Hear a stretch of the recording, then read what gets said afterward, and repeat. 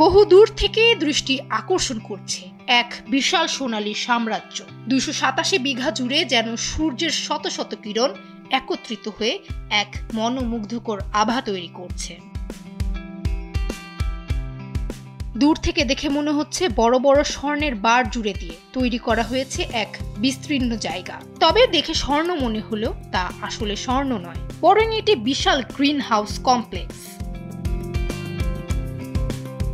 Drone ফুটেজে ধরা পড়া এই সোনালী আলো আসলে কৃত্রিম, তবে এই আলো ব্যবহার করে বেড়ে উঠেছে নানা প্রজাতির উদ্ভিদ। সেই সঙ্গে এই কৃত্রিম আলো ব্যবহার করে প্রচণ্ড শীতে দেশটিতে শস্য উৎপাদন সম্ভব হচ্ছে। 287 বিঘার মতো একটি জমি জুড়ে করা হচ্ছে ফসল উৎপাদন। নজরকাড়া এই গ্রিন হাউস কমপ্লেক্সটি সাইবেরিয়ায় অবস্থিত।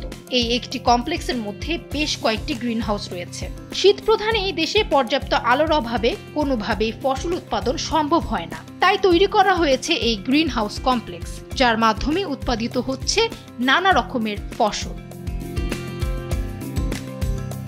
এই গ্রিন হাউসগুলিতে বিভিন্ন ধরনের শসা ও শাকসবজি সহ চাষ করা হচ্ছে গোলাপ ফুল। এর মাধ্যমে বার্ষিকভাবে 32,000 টনেরও বেশি ফসল উৎপাদন করতে সক্ষম হচ্ছে দেশটি।